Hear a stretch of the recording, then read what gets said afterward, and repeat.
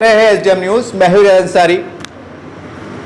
इस वक्त मैं मुस्लिम इत्तेहाद फ्रंट के सदर जायद खुरी साहब के साथ मौजूद हूं और जो औरंगाबाद के बाहर चैनल देखा जा रहा है उनसे कह दूं कि मैं महाराष्ट्र के तारीख शहर औरंगाबाद से बात कर रहा हूं और जिस शख्सियत के मैं पास बैठा हूं, मैं करीब बैठा हूं, ये वो शख्सियत, करिश्माई शख्सियत है कि जिनके आने से सियासत में एक बहुत बड़ी हलचल हुई थी। उसके बाद क्या क्या तब्दीली आई हम समझते हैं कि जानकार हैं, सियासतदान अच्छी तरह जानते हैं। सर, सबसे पहला सवाल ये है कि अभी 2 रोज पहले आपने इंटरव्यू दिया है कि 27 यानी परसों इतवार के प्रोग्राम होने जा रहा है मुस्लिम इत्तेहाद फ्रंट और वंचित आघाड़ी का, तो ये क्या समझा जाए, सियासी जंग का आगाज समझा जाए? सियासी जंग का आज़ाद तो है साहब, सवाल ही नहीं आता। जब सियासी पार्टियां हैं तो सियासी जंग तो होंगी जी। सियासी जंग होंगी नहीं ऐसा तो नहीं है, सियासी जंग होंगी। लेकिन ये सियासी जंग को जीत के अंदर कैसा यकीनी बनाए, ये उसका जो है ये पूरा जो है एक हिकमत अमली है उसकी कि हम ये जो दलित और मुसलमानों का जो इत्तेहाद पिछले वक्तों में बना था यहाँ पर औरंगाबाद शहर में, और एक अच्छा ज़बरदस्त रिज़ल्ट यहाँ पे हासिल हुआ था इस औरंगाबाद शहर के, और ख़ास तौर से मुसलमानों का सियासी ख़द बड़ा ऊंचा हुआ था ये अलाइंस से। तो इसलिए जो है हमने सोचा कि ये इत्तेहाद को बरकरार रखा जाए और जो मुसलमानों की क़यादत है उसको यकीनी बनाया जाए। ये मुस्लिम इत्तेहाद फ्रंट के तहत जो है तो ये चीज़ कार फरमा है कि हम यहाँ की जीत, मुसलमानों की क़यादत को कैसा या जीत यकीनी कर सकते, उसके लिए जो है दलित और मुसलमानों का इत्तेहाद बहुत ही ज़रूरी है। और उसके लिए हमको जो लगता है कि मुसलमानों के और दलितों के जो मसाइल है वो करीब बहुत मिलते जुलते मसाइल, और उन मसाइल को लेके जो है हम लोग जो है वहाँ पर जाने वाले हैं और वहाँ पर जाकर जो है ये अवाम के बीच में जाकर हम जो है सारी बातें उनके सामने रखने वाले हैं कि तुमको जो है तुम्हारी जीत यहाँ पर कैसी यकीनी बनती और मुस्लिम क़यादत यहाँ कैसा काम कर सकती। ये हम पेश नज़र हमारे बात है जो कल जो है 27 तारीख़ को जो है यहाँ पे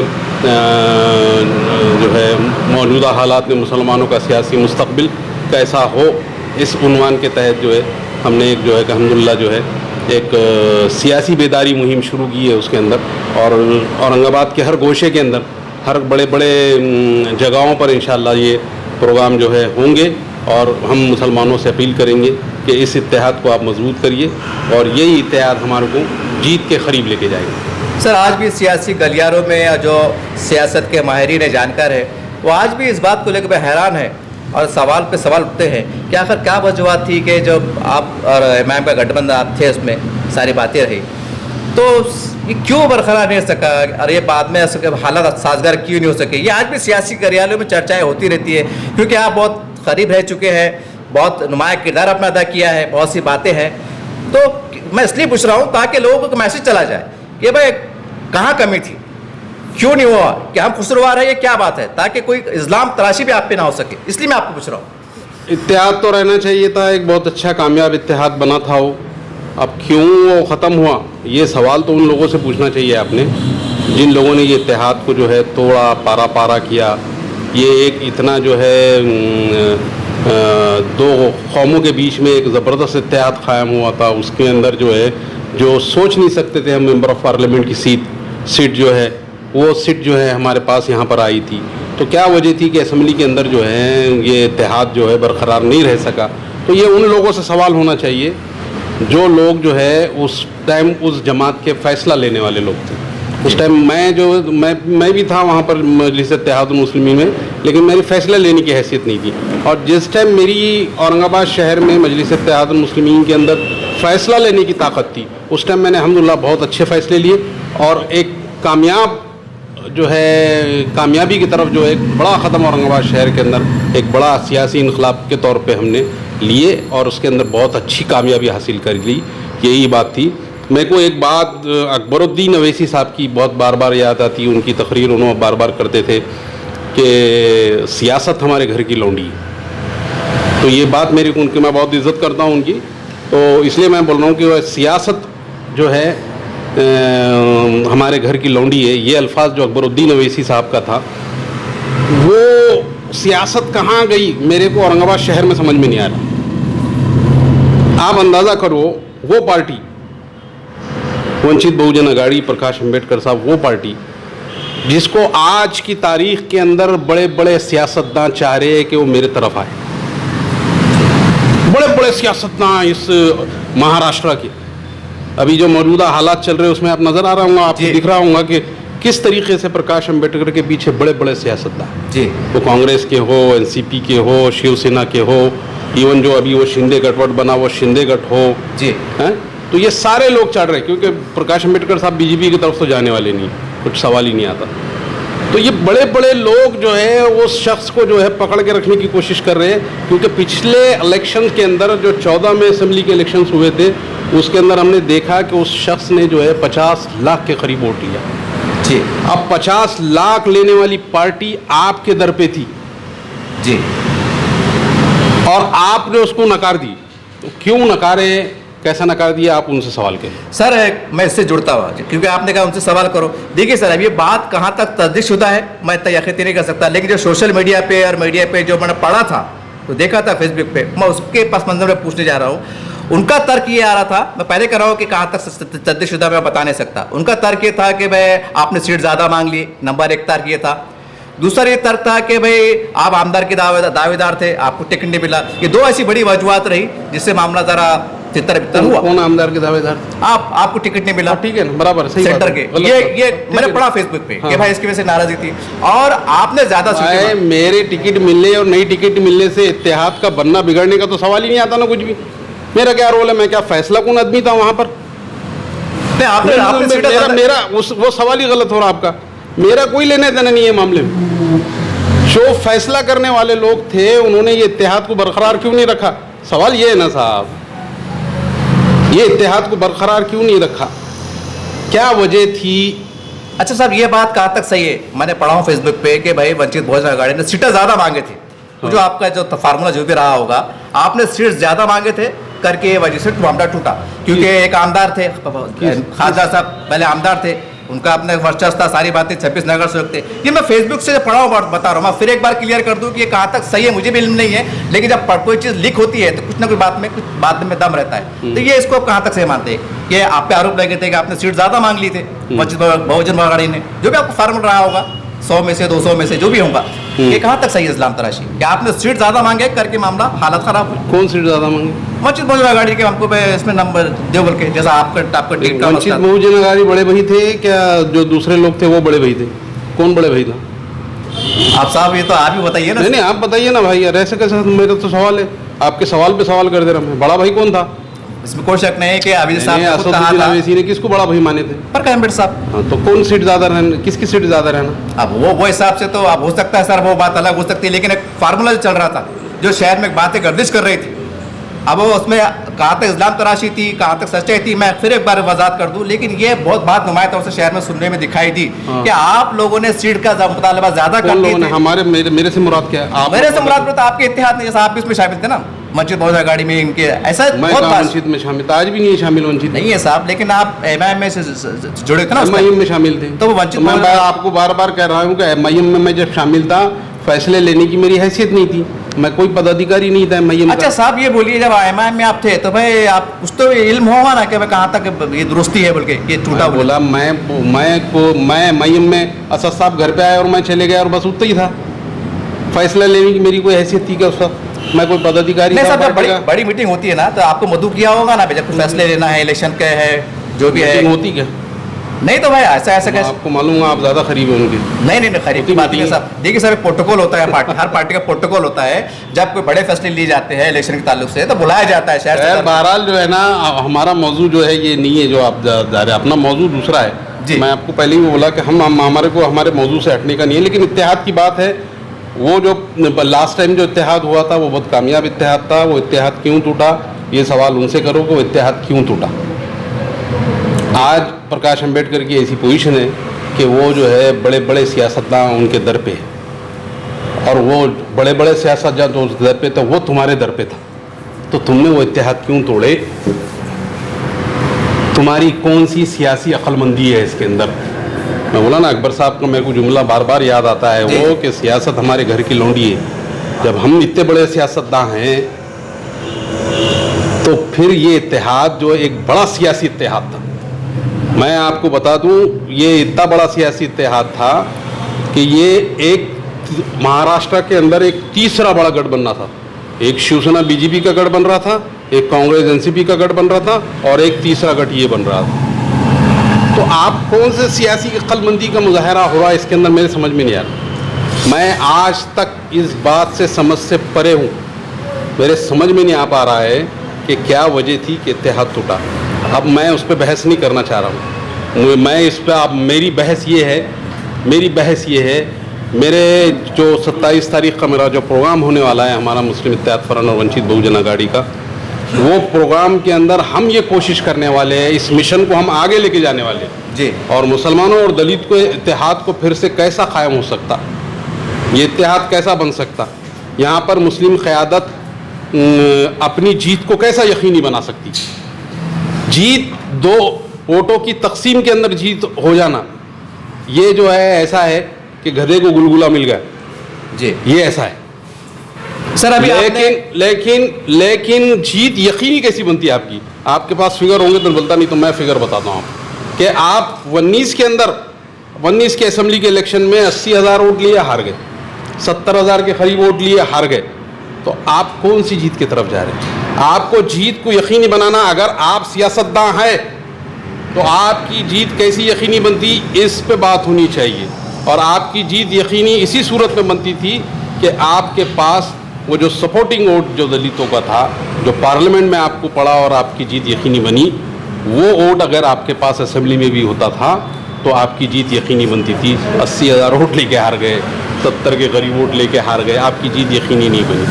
मतलब आप इसको क्या बोलेंगे? इसको बोलेंगे कि सियासत मेरे घर की लौंडी है, इसको बोलेंगे जी? इसको बोलेंगे सर? मैं नहीं समझता इसको सियासत अपने घर की लौंडी है। एक सवाल आता है, देखो 2014 में हम भी थे जी, हमारे पास पूरी कमांड थी। असद साहब बोलते थे कि भाई वो हम पश्चिम में इलेक्शन नहीं लड़ाएंगे, हमारे वोट, हमारा उधर वोट बैंक है नहीं, हमारा वोट नहीं है। मैंने बोला साहब हमारा 60,000 वोट है वहाँ पर, 80,000 दलितों का वोट है वहाँ पर, हमको वहाँ सीट डालना चाहिए। हमने गंगाधर दाढ़े साहब को खड़े करे और दलित और मुसलमानों का इत्तेहाद की नींव हमने डाली। 2014 के अंदर वो काम भी हमने किया था। उसके बाद जो काम हुआ वो भी बहुत बड़ा काम हुआ था। उसके बाद क्या हुआ, ये तो इसके बाद क्या आप हुआ? ज्यादा खरीब है। नहीं भाई, मैं तो कहाँ खरीब हूँ, तुम दिख रहा मेरे को खरीब? नहीं, उस जमाने में खरीब थे ना सर आप? उस जमाने में क्या था, 1 महीने के वास्ते खरीब थे, इलेक्शन हुआ जीत गए, हट गए बाजू में। अरे साहब, ये जो भी इतने जो आपके तनाज़े बोलिए, आपकी शिकायतें बोलिए, मेरे क्या तनाज़े? नहीं सुनिए साहब, ये अब ये बात है ना, बहुत खुल के जाना चाहिए जनता के बीच में। आप मेरे क्या तनाज़े हैं? मेरे 27 तारीख के प्रोग्राम पे सवाल करिए साहब। नहीं सुनो, छोड़ दो ये झगड़े। सुनो 27 अपने जैसा असद साहब आपके मकान पे आते हैं, बड़े एजाज की बात है, बड़े इज्जत की बात है। जब इतना बड़ा काम होता है, इतने बड़े बड़े शिकायतें जैसा जो सामने आ रही हैं, तो आप बराह रास्त हैदराबाद फोन लगा के बात कर सकते हैं साहब ये मामला ये सही है गलत है, आप थोड़ा रोकथाम कीजिए। जो भी बात ऐसे पे तो हो सकती थी, या हुई या नहीं हुई, हुई साहब? आपने फोन किया हैदराबाद को, मतलब असद साहब को बराह रास्त, जो हाई कमांड तो हुई है, पार्टी सरबराह हुई है, कुछ तो बात तबादला ख्याल होता ना कि साहब मेरी शिकायत ये है या कुछ बातें हैं, इसके बाद अपना इस पर आप तवज्जो फरमाएं, कुछ तो बात हुई होंगी। कोई बात नहीं हुई। आप तो करना, आप तो शहर पे थे ना, बड़े बड़े पोस्ट पे आप कर सकते थे, बड़े पोस्ट पे थे आप असद साहब। हम जब थे और जब हम हमारे फैसले चलाते थे, किसी की हिदायतों पे फैसले करते नहीं थे। हम जब थे तो हम थे, हिदायतों पे फैसला करने के आदी नहीं थे हम, और हमारे फैसले होते थे और अल्लाह के करम से कामयाब फैसले होते थे। अब सवाल अब क्योंकि चुनाव नजदीक आ रहे हैं साहब, देखिए हो सकता है, मैं भी देख रहा हूँ व्हाट्सएप फेसबुक पे कि महाविकास आघाड़ी के साथ में आप प्रकाश साहब का मतलब इत्तेहाद होने जा रहा है। मैं सुन रहा हूँ कि ये आने वाले दिनों में शायद तस्वीर साफ हो जाएगी।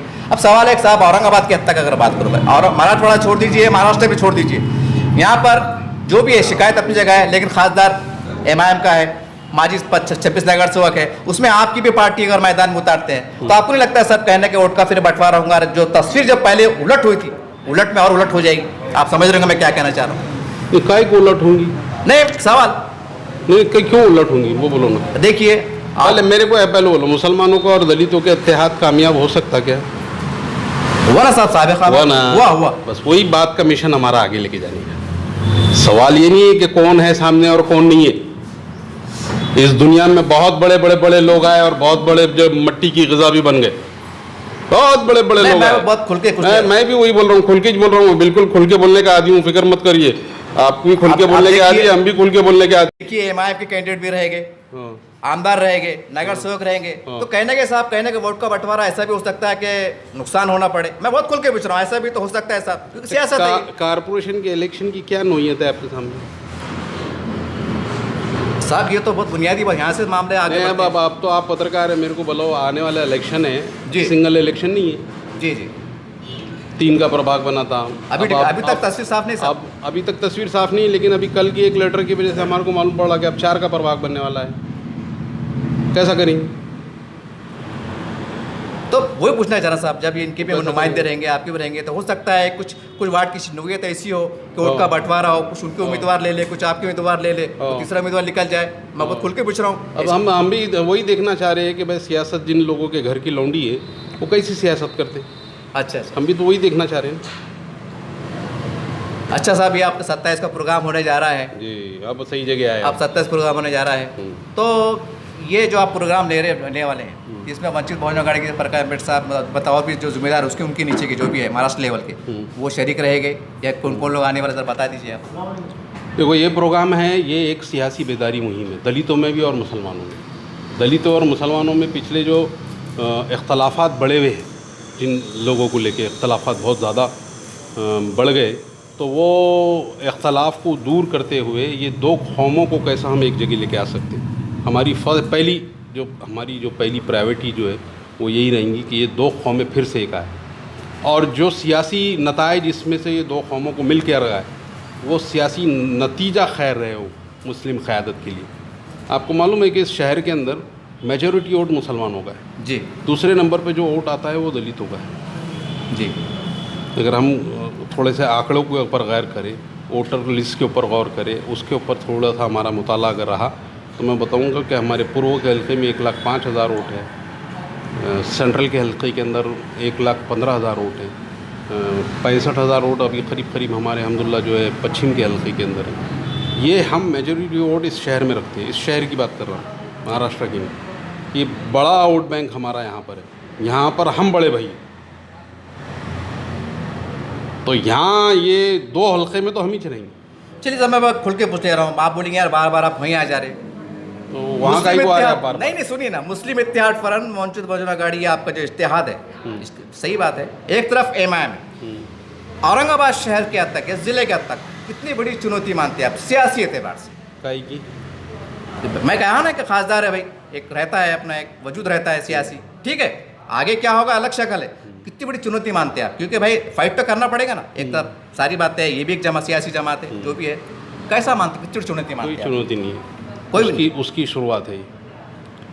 औरंगाबाद शहर की अवाम जो है बहुत सयास है। औरंगाबाद शहर की जो अवाम है बहुत सयास है अवाम। उन्होंने अब इलेक्शन देख भी लिए और एक ज़माने से इलेक्शन देखते आ रहे हैं। आप भी बहुत पुराने हैं यहाँ पर, आप देखते होंगे औरंगाबाद शहर की अवाम में कभी सियासी वोट का बंटवारा नहीं हुआ मुसलमानों को, कहीं बटे नहीं कभी। वो बड़ी सयास कौम है हमारी अल्हम्दुलिल्लाह इस शहर के ऊपर। वो वहीं वोट मारेंगी जहाँ से सीट निकलेंगी जी, है। और जब आपको जो है एक पार्टी मुसलसल 30-40 हज़ार वोट आपकी झोली में दे रही, तो क्या सयास, मुसलमान कौम सयास है यहाँ की। उसको समझता है कि 40 वोट मुसलमानों के झोली में ऑटोमेटिकली आ जा रहे, प्रकाश अम्बेडकर साहब दे रहे। अब बाकी के वोट तो तुमको लगाना है, मुसलमानों को लगाना है। मुस्लिम क़यादत ही चाहिए ना जी, शहर में मुस्लिम क़यादत चाहिए ना जी जी। जब आपको कोई जमात आपके पास 30-40 हज़ार वोट दे रही है, लीजिए भाई आपको, जैसा 1.25 लाख जो है पार्लियामेंट के इलेक्शन में दे दिए थे जी, तो जब आपको 30-40 हज़ार वोट आपकी झोली में दे रही, अब आपको अपने वोट जोड़ना है यहाँ पर मुसलमान क़यादत को बनाने के लिए। और मुसलमान क़यादत यकीनी तौर से बनेगी, या जीत यकीनी यहाँ पर बनेगी। मेरा बोलने का सवाल आप समझ रहे हैं कि बार बार जी जी जी, आप बार बार उधर जाके नहीं तायीद साहब। में बात मत करिए। नहीं तायद नहीं बात हाँ, करो। तायीद में बात मत करिए, आप बात को समझिए अच्छी तरीके से। जी, जी। आप बहुत बड़े सहाफ़ी हैं, मैं बहुत ज़माने से पहचानता अरे आपको। नहीं साहब मैं पढ़ा। हाँ, जी, तो जी। आप जो है ना बार बार उधर घुस जाते, बार बार उधर घुस जाते, और उधर मत घुसो ना भाई। तुम घुसो कहाँ पर कि मुसलमानों की जीत यकीनी कहाँ बनती, तो जीत जहाँ यकीनी बनती आप वहाँ जाइए। अच्छा सर, आपको लगता है कि आने वाले मतलब आमदार के चुनाव में या खासदार चुनाव में, ऐसा आपने मुस्लिम क़यादत का जिक्र किया, हो तो यहाँ पर कोई और चेहरे, चाहे आपका चेहरा भी आ सकता है, क्योंकि आपके हाँ। बड़े चर्चा चला है, आमदार के रूप में बोलिए या कोई और नाम के चेहरे को बोलिए, या मुस्लिम क़यादत कोई आमदार और कोई खासदार, चाहे आपके पार्टी से कोई ना हो, चुन के आ सकता है, चुन के आ सकता है। ऐसा कुछ हो सकता है जैसा आप बता रहे हैं कि क़यादत आ सकती, हो सकता सर ऐसा? क्यों नहीं हो सकता? अभी नहीं हुआ क्या? वो हालात और अलग थे ना साहब थोड़ा। अच्छा, तो अब कौन से हालात रहने वाले हैं? नहीं बहुत आफत है, क्योंकि वो हालात ये थे कि सेकुलर पार्टी की तरफ से मुसलमान काफ़ी बदजन हो गए थे, मेरा भी काफ़ी सर्वे रहा था, और लोगों ने कहा था कि लोग एकदम, मैं बहुत शॉर्टली बोल रहा हूँ, लोगों ने कहा हम तो डूबे सनम, आपको भी ले डूब मरेंगे। तो वो चलो किसी की मौत हुई, लेकिन कईयों को सियासी ज़िंदगी भी मिली, ये बात भी कड़वा सच है। लेकिन अब हालात जब महाविकास आघाड़ी के आए बन के, शिवसेना का अपना भी एक चेहरा बदला, उनकी नज़रियात बदले, सारी बात राष्ट्रवादी है, कांग्रेस है, इसमें आप भी शामिल होने जा रहे हैं, तो कहना कि तो फिर अब थोड़ा सा मसला आएगा ना सर। कहाँ शामिल होने जा रहे? अभी तो कोई नहीं, कहीं नहीं। शामिल होने जाने जिलाने की हालात बात ऐसे नहीं है। दिखाई दे रहे साजगार, अभी तक कल का नहीं बता सकते। देखो अभी मेरे को मालूम नहीं ऊपर क्या हालात चल रहे, प्रकाश अम्बेडकर साहब की क्या बातचीत चल रही ऊपर, उनकी उद्धव ठाकरे साहब से भी मुलाकात हुई, उनकी शिंदे साहब से भी मुलाकात हुई। आज की न्यूज़ है कि अजीत पवार ने भी उनकी बड़ी तारीफ़ कर दी है, फिर उनकी कांग्रेस के लोगों से भी कांग्रेस के लोग भी उनसे बात कर रहे, तो ऊपर वो क्या बात कर रहे मुझे मालूम नहीं। मुझे अभी सिर्फ इतना मालूम है कि मेरे शहर में मैं क्या कर सकता। सर मेरे शहर में मुस्लिम क़यादत की जीत को यकीनी मैं कैसे बना सकता, वो ही बात मेरे पेश नज़र है, और मैं उस पर ही मेहनत कर रहा हूँ और उसकी कोशिश कर रहा हूँ, और अल्लाह चाहा इंशाअल्लाह, अल्लाह ने चाहा अगर, तो ये दलित मुस्लिम इत्तेहाद एक बार फिर कामयाबी की डगर चूमेगा, और मुसलमानों की ये सयास कौम एक बार फिर वहीं जाएंगी, इस इत्तेहाद के पास ही, दलित और मुसलमानों के इत्तेहाद के पास ही, कि जहाँ पर जीत यकीनी बनती है, जीत यकीनी बनती है। वोट का बंटवारा ना होते हुए जीत यकीनी कैसी बनती है? जीत यकीनी बनती इसीलिए है कि ये दो कौमें एक जगह आ जाएं, और ये दो कौमें एक जगह अल्हम्दुलिल्लाह जिस दिन आएंगी, औरंगाबाद शहर की मुस्लिम क़यादत यहाँ से चमकेंगी, और उसके अंदर एक अहम रोल जो है दलित कौम का होगा। सर मेरा ग्रीन बेल्ट में काफ़ी दौरा है, काफ़ी लोगों से मिला हूँ, उसमें आपके चाहने वाले भी ये सारी बातें हैं। दो बातें साहब, बहुत हो सकता है आपको शायद ये आपको समझ में ना आए, आप बोलेंगे पूरी तरह से बात गलत है। काफ़ी लोगों का एक अक्सरियत कह सकते हैं हम नौजवानों, उनको थोड़ा बहुत शौर भी है सियासत का, उनका कहना है कि जावेद खुरेशी साहब दो मिशन लेके चल रहे। एक ये है कि आप आमदार को, मैं बनता कैसा नहीं, आप आमदार में लड़ना चाहते हैं, ये आपकी ख्वाहिश भी सकती है, जायज़ भी है, जब राजनीति में तो ख्वाहिश रखना कोई बुरी बात नहीं ये। और दूसरा मिशन ये है, हम तो डूबे सर, हम तुमको भी ले डूब मरेंगे। अब पता नहीं ये क्या बात है। नहीं, आपने मेरे पहले भी इंटरव्यू की है। जी जी किए ना पहले? जी जी जी। आपने इसी किस्म का सवाल करे थे कि मय्यम का और वंचित का इत्तेहाद फिर से कायम हो सकता है क्या? जी, आपने मेरा जवाब क्या दिया? मेरे को जवाब पाया मेरा? थोड़ा दोहरा दीजिए आप, शायद मेरा ज़हन मेरा में क्या जवाब पाया आपने? आप आपके पुराना रिकॉर्ड निकाल के देखिए। मेरा जवाब यही था कि अगर आते हो तो छोटे भाई का काम है बड़े भाई के पास जाने का, बोला था ना? जी जी जी। तो आपको कहाँ नज़र आ रहा है हम तो डूबे हैं सनम, तुमको भी डूबी लेंगे? नहीं, कहाँ नज़र आ रहा है? आपने मैं ज़्यादा बड़ा नहीं, मैं समझता हूँ कि मेरी 20 साल की उम्र है सियासी, खाली सिर्फ 20 साल की उम्र है, ज़्यादा बड़ी उम्र नहीं। और 20 साल की इस उम्र के अंदर मैंने हर वक्त, मेरा मिशन रहा है इस शहर के अंदर कि औरंगाबाद के अंदर मुस्लिम क़यादत कैसे पनपे, और अल्लाह का करम रहा कि इसमें मैं कामयाब भी रहा। मेरा क्या हुआ वो छोड़ दीजिए आप, जावेद खुरैशी की कोई हैसियत नहीं है, मुसलमान कौम की हैसियत है। तो मुसलमान कौम की हैसियत है तो मुसलमान कौम की क़यादत को कैसा बनाएंगे, यही मिशन लेके हम आगे और बढ़ेंगे। इसमें अगर जो लोग जिसकी आप बहुत हिमायत कर रहे, अगर वो करीब आ जाते हैं तो मेरा क्या बिगड़ रहा है उसके अंदर? ठीक है, मैंने एमएलए की ख्वाहिश की थी, तुमने टिकट नहीं दिया, मैं बैठ गया घर। जी एक बार और नहीं देंगे और घर पे बैठ जाऊंगा। एक बार नहीं लड़ूंगा इलेक्शन और घर पे बैठ जाऊंगा। इससे क्या होने वाला है? लेकिन मुस्लिम क़यादत की जीत को यकीनी बनाना, ये मेरा मिशन है और ये मिशन के ऊपर मैं गमज़ान हूँ। सर, अभी आपने कहा छोटा भाई बड़ा भाई, ठीक है, आपने खुद इशारा में कहा है, मैं बहुत खुल के पूछ रहा हूँ। मान लीजिए जैसा असद साहब ने उनको बड़ा भाई कहा था, अब हालात कुछ ऐसे करवट लेते हैं, असद साहब बिला तफरीक गिले शिकवे बोलकर उनके घर पहुँच जाते हैं, बोलिए जैसे भी उनके मुकामात मिलने के रहते हैं वहाँ चले जाते हैं और कहते हैं सर आप चलिए, कुछ अगर ऐसा हो जाता है कुछ करिश्मा, तो क्या कहेंगे इसके ऊपर? अगर तो जाओ ना भाई, कौन रोका तुम्हारे को? हमने रोके क्या? क्या हाथ पकड़ लिए? हमने प्रकाश अम्बेडकर साहब को बोल दिए साहब उनको लेना नहीं, उनको आना नहीं, आप पक्ष में, वो आना नहीं। आप पक्ष में, पक्ष की बात का है कि जाओ, तुम जाओ, कुछ गैरत होंगी जोरी थोड़ी सी, अगर तुम्हारे को लगता होगा उनका एहसान है हमारे को यहाँ पर औरंगाबाद शहर में एमपी बनाने के लिए, तो कुछ बेगरती उठाओ, जाओ। आप इस इत्तेहाद के हामी हैं? आप किसकी? अरे मेरी बात छोड़ो जी, मेरी कोई हैसियत है क्या? नहीं, फिर आप मेरी नाराजगी की क्या हैसियत है? हो सकता। अरे मेरी नाराजगी की कोई हैसियत नहीं जी, मेरे को कहाँ गिन रहे आप?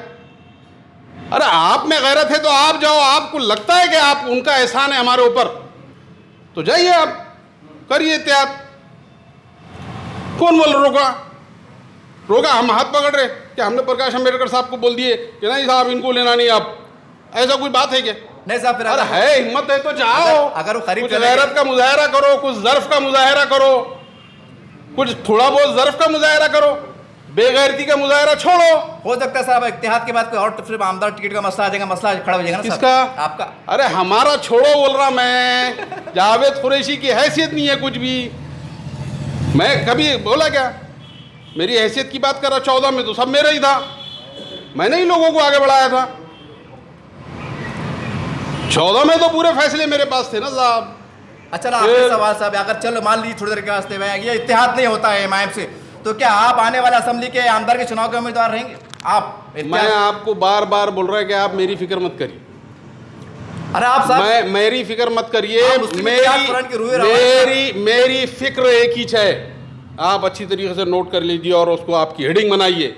मेरी फिक्र एक है कि इस औरंगाबाद शहर में मुसलमानों की क़यादत को कैसी यकीनी जीत की तरफ लेके जाए।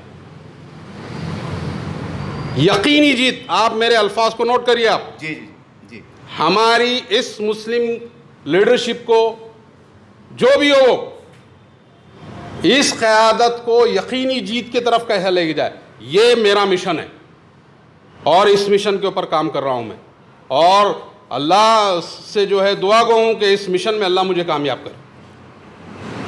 यही है। कोई एक आखिरी पैगाम जनता के नाम, आने वाले सियासी जो बोझाल है महाराष्ट्र में, पूरे मुल्क में मुसलमानों का जो सियासी जो हालात है, उन हालात में मुसलमानों को अकेला चलने की ज़रूरत नहीं है, दूसरी कौमों को साथ जमा करने की ज़रूरत है और दूसरी कौमों को साथ जमा करके लेके चलने की ज़रूरत है, तो ही आपके बहुत सारे मसाइल निकलेंगे। अब दुश्मन के पास बहुत ताकत है, दुश्मन बहुत बड़ा है, दुश्मन को सियासी हिकमत अमली से, जो अकबरुद्दीन अवैसी साहब कहते हैं कि सियासत हमारे घर की लौंडी है, मुसलमानों को ये बात को अपने दिलों के अंदर घर कर लेना चाहिए कि हमारे को सियासी तौर से सियासत को अपने घर की लौंडी बनाना पड़ेगी। और मुझे पूरी उम्मीद है औरंगाबाद के मुसलमानों से कि वो बड़े सयास लोग हैं, हर वक्त फ़ैसला जो है बड़ी सियासी जो है सूझबूझ का मुजाहरा करके यहाँ पर देते हैं, और इस बार भी वो मुसलमान बहुत है ना अच्छे तरीक़े से समझेंगे और आने वाले इलेक्शन को जो है अच्छी तरीक़े से लेंगे। अभी तो कारपोरेशन का इलेक्शन बाकी है, कारपोरेशन के इलेक्शन में ही देखेंगे अभी क्या क्या सूरत हाल बनती है।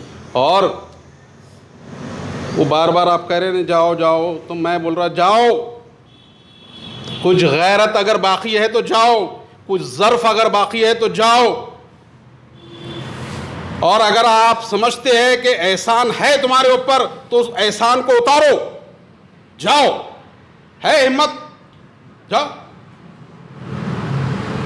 साहब आपने भी अकबर साहब का जो जिस अंदाज से जिक्र किया, तो कहने के आपके दिल में गोशे में उनके लिए भी एक वालियाना मोहब्बत का इजहार हो रहा है। हो मोहब्बत है, उनकी सदारत में काम करा हूँ मैंने इस शहर के अंदर, और अच्छा नाम कमाया हूँ इस शहर में, अच्छा रिजल्ट ला के दिया हूँ इस शहर के अंदर, तो मोहब्बत क्यों नहीं होगी? है मोहब्बत, आज भी है, आज भी है, आगे भी रहेगी शायद। रहेंगी। पूरे हिंदुस्तान के लीडर है वो लोग, तो क्यों नहीं रहेंगी? और जो लोग सच्ची बात करेंगे उनसे मोहब्बत रहेंगी, और जो मक्कारी करेंगे वो मक्कारी रहेंगे, ये भी समझ लो आप।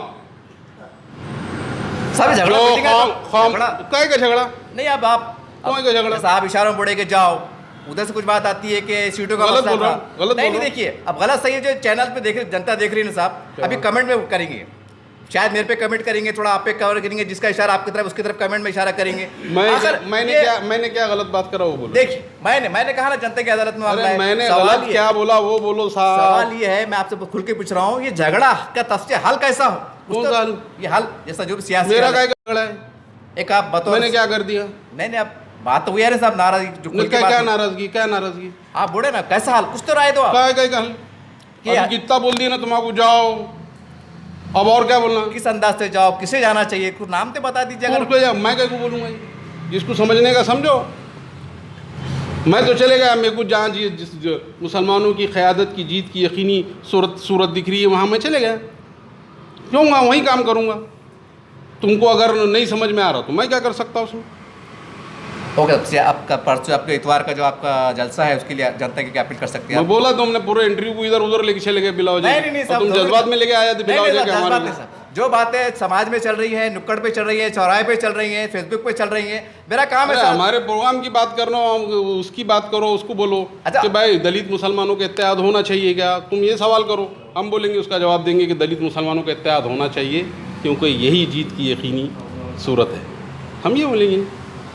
तुमको लगता है कि गलत बोल रहा हूँ? नहीं गलत नहीं हो तो सवाल ये है, जितने पिछड़े तबकात एक जगह आना चाहिए, मैं भी मुत्तफिक हूँ बतौर साफ़ी के, इसमें कोई शक नहीं है। चलिए ठीक है, एक अच्छे काम के लिए नए ख्वाहिशात आपके साथ है। हम आपके चैनल के जो है ज़रिए ये पैगाम मुसलमानों को भी देना चाह रहे हैं, दलितों को भी देना चाह रहे कि 27 तारीख़ के दिन मौजूदा हालात में मुसलमानों का सियासी मुस्तक़बिल, इस उन्वान के तहत रहमानिया कॉलोनी, रहमानिया चौक, दरबार होटल के क़रीब में हम जो है एक बहुत एक अजीमुशान जलसा रखा है। वहाँ पर हम सारे मुसलमानों से अपील करते हैं कि वो जलसे में वो शामिल हो जाए, और कैसा दलित और मुसलमानों के इत्तेहाद को हम यकीन में तब्दील कर सकते हैं, उसके ऊपर बहुत बड़े बड़े वंचित बहुजन अगाड़ी के भी जो है लीडरान आने वाले हैं। हमारे प्रोफेसर सिद्धार्थ मोकले साहब है जो नायब सदर है यहाँ वंचित बहुजन अगाड़ी के, वो तशरीफ़ लाने वाले हैं। उसी की तरीके से जो है फ़ारूक अहमद साहब है जो प्रवक्ता है महाराष्ट्र के वंचित बहुजन अगाड़ी के, वो तशरीफ़ लाने वाले। हमारे अमित बुईगढ़ साहब आने वाले हैं, और वंचित के और बहुत सारे ज़िम्मेदार आने हैं। मुस्लिम इत्तेहाद फ्रंट की तरफ से हमारे अबू बकर रहबर वहाँ पर रहेंगे इंशाअल्लाह, एडवोकेट सलीम खान रहेंगे वहाँ पर, और हमारे और बहुत साथी जो है वो लोग भी रहेंगे वहाँ पर। तो ये दोनों की जो है कोशिश रहेंगी कि मुसलमानों को और दलितों को फिर से ख़रीद किया जाए, और जो है आने वाली सियासत के अंदर मुसलमानों की क़यादत की जीत को यकीनी बनाया जाए। इन मौज़ूओं पे भी बात होंगी, और हम हवा में बात नहीं करने वाले, कोई बात एक बात हवा में नहीं होंगी इंशाअल्लाह। हर बात जो है आपको आंकड़े के हिसाब से देंगे, क्योंकि ये 10-12 साल के अंदर हमने मुसलमानों को आंकड़े गिनना सिखा दिया है अल्हम्दुलिल्लाह जी। क्या आपने 14 में कैसा चिकन किया है जी, आप 19 में क्यों गिर गए जी, ये सारे आंकड़े मुसलमानों को मालूम है। तो अब मज़ीद मुसलमानों को समझाने की ज़रूरत नहीं, लेकिन हम उनके पास जाएंगे, ये अपील करेंगे कि ये इत्तेहाद को हम बरकरार रखने की कोशिश कर रहे हैं, और जो है इसके ऊपर आप हमारा ताउन करें। तो मैं आपके इस चैनल के माध्यम से फिर कहता हूँ कि आप जो है 27 तारीख़ के दिन रहमानिया चौक, रहमानिया कॉलोनी, दरबार होटल के पास तशरीफ़ लाइए, और इंशाअल्लाह ये जो क़ायदीन आएंगे इनको सुनिए, और जो है बाद में आगे आप अपना सियासी फ़ैसला करें। आप यहाँ पर हमारी बात को आपके चैनल के ज़रिए लोगों तक पहुँचाए, उसके लिए मैं बहुत बहुत शुक्रिया करता हूँ। इस तरह से आपने जावेद खुरी साहब की बात को सुना, जो समाज में जो सोशल मीडिया पे बहुत सी बातें नुक्कड़ पे चौराहे पे चल रही है, और यहाँ से और शायद ज़्यादा गर्दिश करे, वो तमाम बातों को हमने एक जगह करने की कोशिश की है।